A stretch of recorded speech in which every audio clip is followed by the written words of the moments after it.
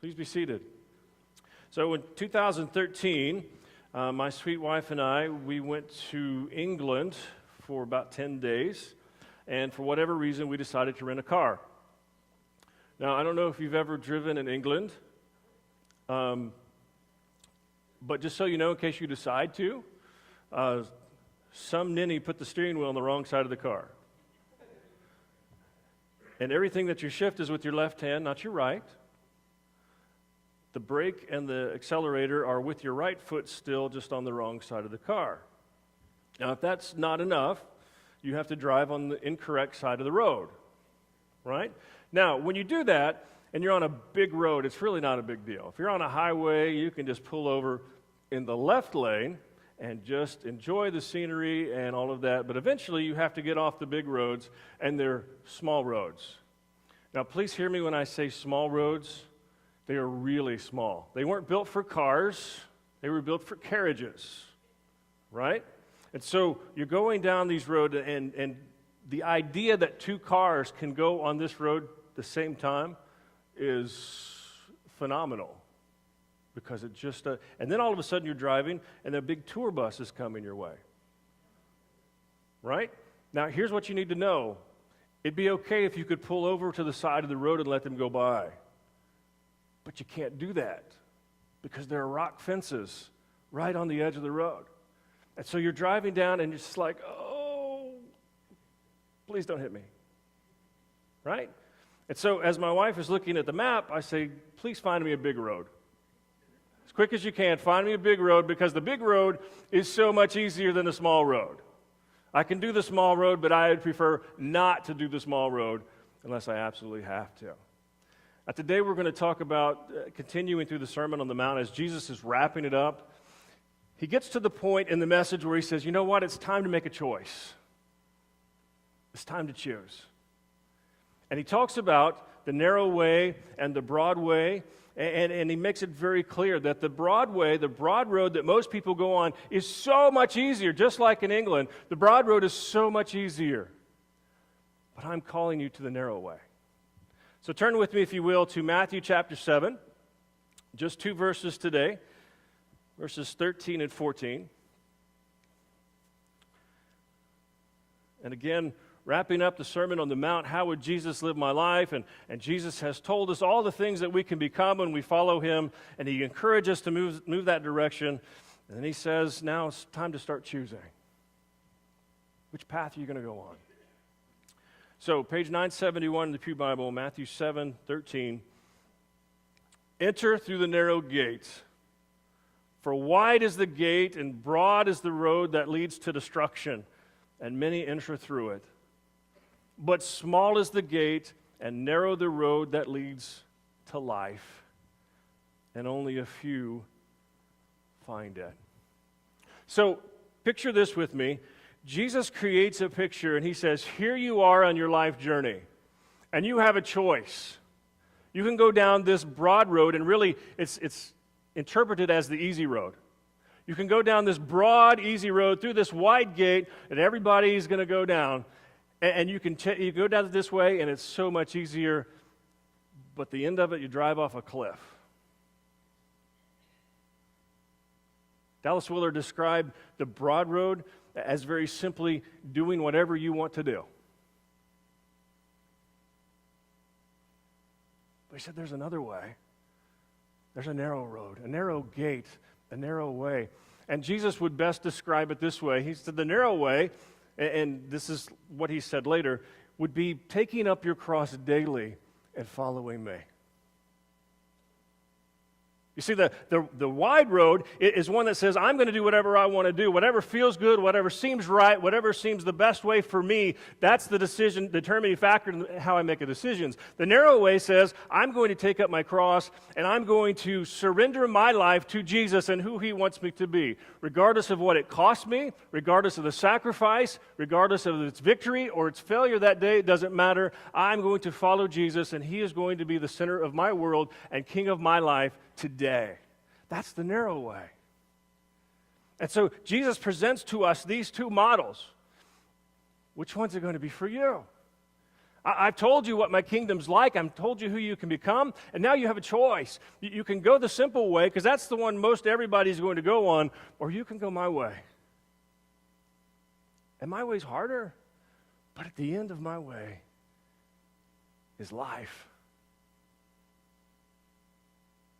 So a couple of things that I want us to see on this, and Jesus made very clear, and please hear me. I talked a lot to my wife about this message today, and she said, you have the potential to tick a lot of people off today, so please be nice. I said, I'll do my best.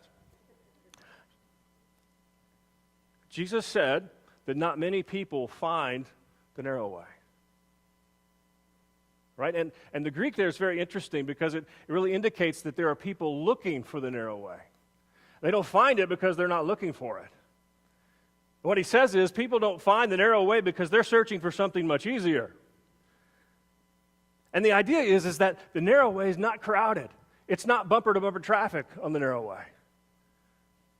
Because the broad way is so much easier.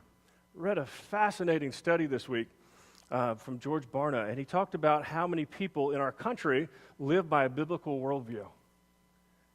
And he would ask questions, and he came to conclusions. I can talk about that, what the questions were at a different time. But here were the numbers, and this just blew me away. He said in baby boomers, that's those of coming to retirement age, that's Lita and her ilk. The baby boomers, 10% of the people live with a biblical worldview. Generation X, baby busters, my generation, 7% live with a biblical worldview. The millennials, the generation after mine, 6%. Biblical worldview is the model in which they live. Generation Z, they haven't named them yet, the ones that are just now graduating high school in their very young 20s, 4%. Jesus said, listen, there are not going to be many people on the narrow way because the other way is so much easier, so much simpler. But Dee and I were having a conversation, and it started out as one story, ended up as several hours not too long ago. She came home and told this story. This is what propelled the discussion. She came home and she said, I had a parent come to me today. She's a school counselor, for those that don't know. I had a parent come to me today very distraught, almost in tears, because their child is sleeping through classes. 4th, 5th, or 6th grader, I don't remember. She said, I asked the person, why they're sleeping through classes. She said, well, they stay up to 4 a.m. playing video games, and they fall asleep during school. And this was the clicker for me, I don't know what to do about it. So I said, you're joking. They didn't really say that. I said, no, that's exactly what they said. I was like, wow. So I began to process when my kids were coming up, what would have happened? There'd have been no video game player, right? It would have been sold or destroyed right in front of them. It made very clear. Am I lying? Okay, so that's what would have happened, you know? And so we began this discussion, and we began to talk about the world and how different it is and how different we are from the world. It was an amazing discussion because from that it just propelled into this long discussion about how different we are.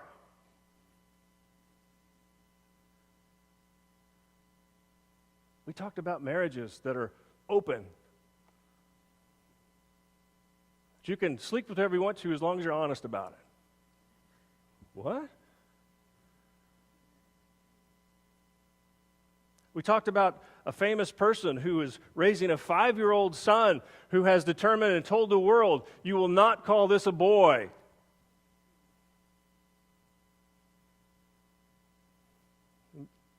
Because this child can be whatever they want to be. And we were going through this discussion, and we were talking about people stealing packages off of front porches, and we were talking about how in New York now it's starting to be okay to kill babies in the 3rd trimester of pregnancy. And we were talking about all of these things, and just list after list, thing after thing after thing, and it was like, you know what? And this is our catchphrase that we use when things like this happen. That's not our normal. That's not our normal.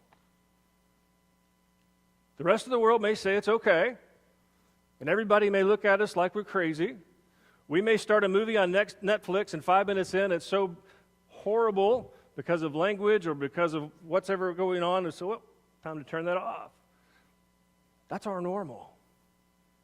That's who we are. And what's going on now is that the Broadway, the broad path is so in charge of our world that they're looking at us and saying, we're wrong, we're crazy. And the truth is, we're not standing in judgment of anybody. That's not the point.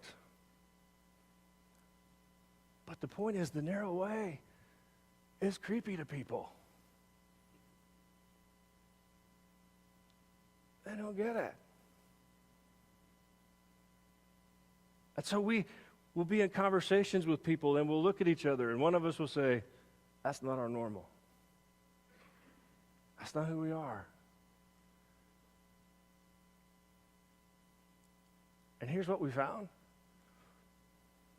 Here's the reality of it. The bottom line of it all is we're not normal. We're not normal. Because the new normal's not us. So Jesus says, not many people find this road because the broad road is so much easier. Because it's on the broad road, I do whatever I want to do. And what Jesus wants doesn't matter anymore. Or it never did. So they head down this broad road and make decisions that are best for you, without ever considering the king.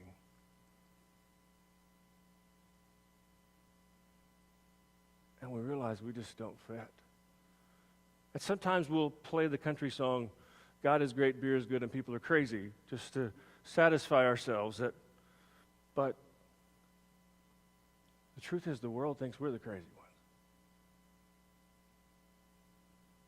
And that's okay. Because on the narrow way, what we say is, today belongs to Jesus. It's his. If he wants me to have a conversation with someone, I'm here. If he wants me to sacrifice something, it's okay, I'm here. If he wants me to give up something, if he wants me to be something that I don't think I've never been before, that's all right. Because today's about him. About his kingdom and what he wants to accomplish. And that's what Jesus was saying. He said, not many people are going to do this. And so, please hear me when I say this. I say this in all love. There are people in pews right now all over our country who aren't walking the narrow way. And we've come to this conclusion that we can come and celebrate Jesus as a big fan on Sunday, but then walk on the broad road the rest of the time. That's not the narrow way. That's a compromise way. And so we have to come to this realization that the more we follow Jesus, the more we walk on the narrow way, the more we're not going to fit in. We're just not. And please don't hear me say what I'm not saying. You don't have to try to not to fit in. It'll come naturally. It'll come naturally. You don't have to try. And so our goal is to follow Jesus. Now, again, please don't hear me say I'm not standing in judgment of anyone. I'm just saying, as I follow Jesus, this is our normal. And it's okay. And I'm not ashamed of that. And there may be people who are not my friends. There may be people who don't want to be around me. There may be people who don't like us or want to come to our home, and that's okay. We're going to live our normal. So the follow-up, and the very natural follow-up to this is that when we have this normal and we practice doing our best to follow Jesus and under his power becoming who he wants us to become, that the world is going to look at us in a negative way. It's just part of the conclusion. It's just a part of the reality of what's going to happen, and we need to understand that. So I have this, to me it's a funny story. You may not think it's funny. I thought it was hilarious. But I got to campus the other day, and I was walking to the building, and I walked past the HIV testing truck. I don't know if you know what that is, but it's a truck that students can go into, or professors, and have their blood checked to see if they're HIV positive. And so I grew up in a time when we were first learning about HIV and AIDS, and so I encourage people, get tested. The sooner you find out, the better it is for you, et cetera. So I'm not standing in judgment of the truck. I think it can be a positive thing. But I was walking in, and nobody was in line, and so a man holding the sign, inviting people, came to me and said, "Hey, do you want to get checked out to see if you have HIV?" And I smiled, and I said, "I don't really need to."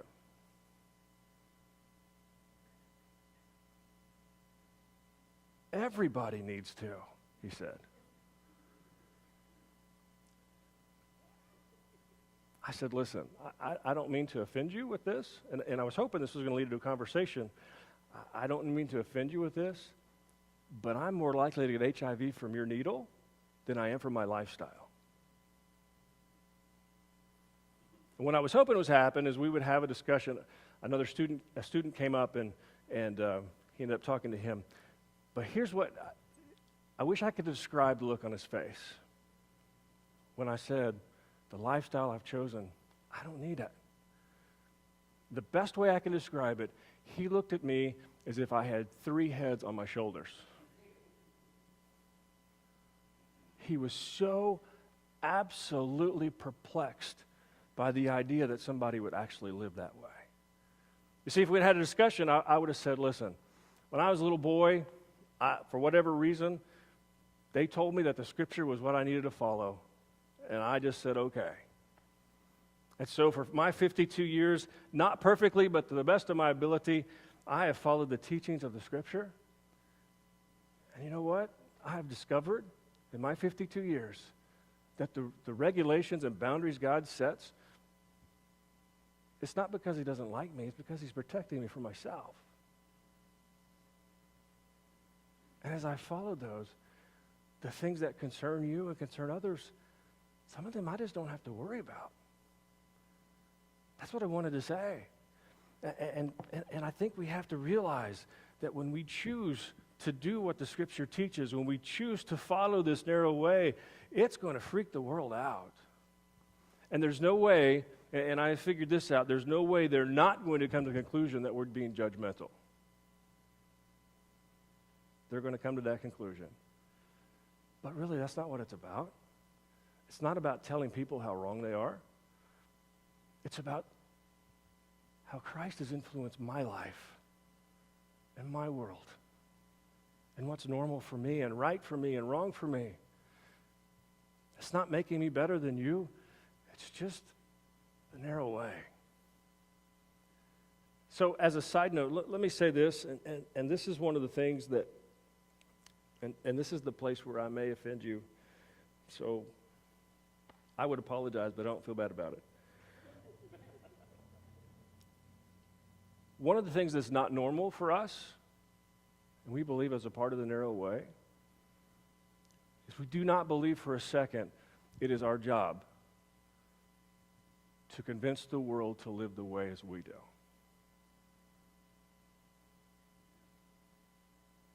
We'll let that soak in for a minute. Evangelical Christianity has gone out of its way to try and force everyone by law, by statute, to live the way that Christians live. Thinking somehow, some way, if they live like Jesus, they're going to see how wonderful it is and they'll stay there and society will be better. That's not how it works. It works when individual hearts are transformed and they follow Jesus, and the Holy Spirit changes them. And so what we've done is we've shown the world Phariseeism. I'm not telling you not to vote. I'm not telling you not to follow the narrow way. I'm telling you that you cannot change people by forcing them to live like you. You can't do it. That's God's job. But on the narrow way, there are going to be a lot of people we look at their lives and say, man, what are they thinking? What are they doing? Why don't they see what we see? But the truth is, until they have an encounter with Jesus, they're not going to. So, one of the things is I've come to this conclusion that in Christianity today, there are a whole lot more fans of Jesus than there are followers of Jesus. Here's what a fan does. A fan shows up on Sunday or Saturday night or whenever they worship, and they celebrate Jesus, and they're so grateful for all he's done, and they're excited about him, and then they leave, and that's where he stays until they come back the next week. A follower wakes up every day and says, this is Jesus' day. I'm going to live for him. To the best of my ability with his help, I'm going to live for him. So I got a video here I want to show you. It's a spoken word video. Maybe kind of help us understand that.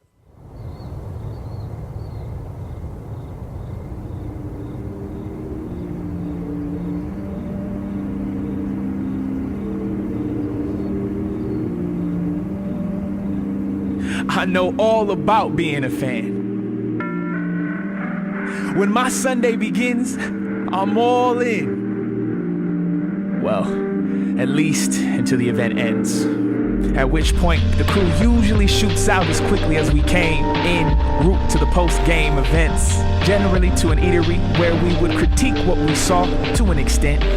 All put in our 2 cents of what we liked, didn't like, how it could have or should have gone down, the different plays we may have called. But at the end of the day, it's all fun and games. So just as the day moves on, so do our lives. At least until next Sunday, where we'd suit up and do it all again. But then, one day, I encountered what I thought was a fan. One particular friend who didn't just watch and spectate, wouldn't settle with living life in the bleachers, pretending she was out on the field. Couldn't find satisfaction with anything outside her call of being totally immersed in a lifestyle I soon realized I knew little of. She wasn't just a fan of Christ for what he could do, or how his story made her feel, but she honestly followed him for what he had done. Beyond simply subscribing to the Jesus fan page via the click of a button, as this does not equate to following him, but it did create tension in me. Her faith in him obviously stronger, leaving me questioning what in the world was I even doing? This whole time believing to be a follower, but now seeing that I was only a bandwagon fan? Now having a better understanding results in demanding more of myself, because there's no question, I want to follow him. But what if I can't? What if I can't leave the comfortable familiarity of my bleacher seat, and most importantly, those sitting with me? Let's face it, shouting at the opposing team is far easier from up here. No confrontation in my situation, and thus, no fear. Plus, how else would I keep my gear from getting dirty? It's clear, as a fan it seems, I value the representation more than who I'm representing. And the more I try to get in the game, the stronger the paralysis of my fandom. So in these bleacher seats, I remain. Because apparently, somewhere along the line, the concepts that define the term follower have been redesigned to resemble that of a fanatic, and over time have drastically devolved into what we would now call a fan. And boy, oh boy, I know all about being a fan.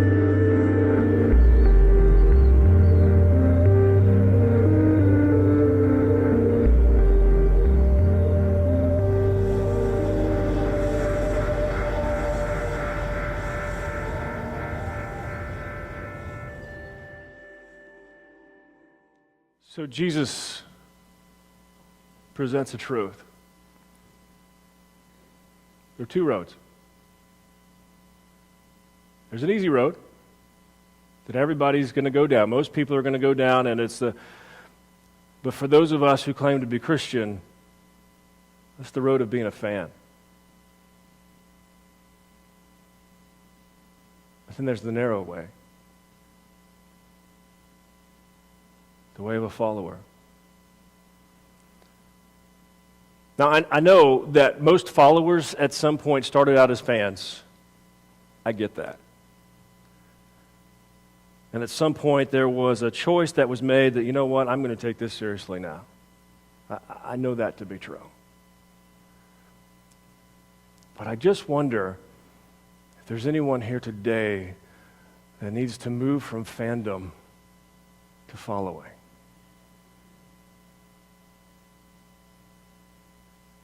And I ask you to consider, which one are you?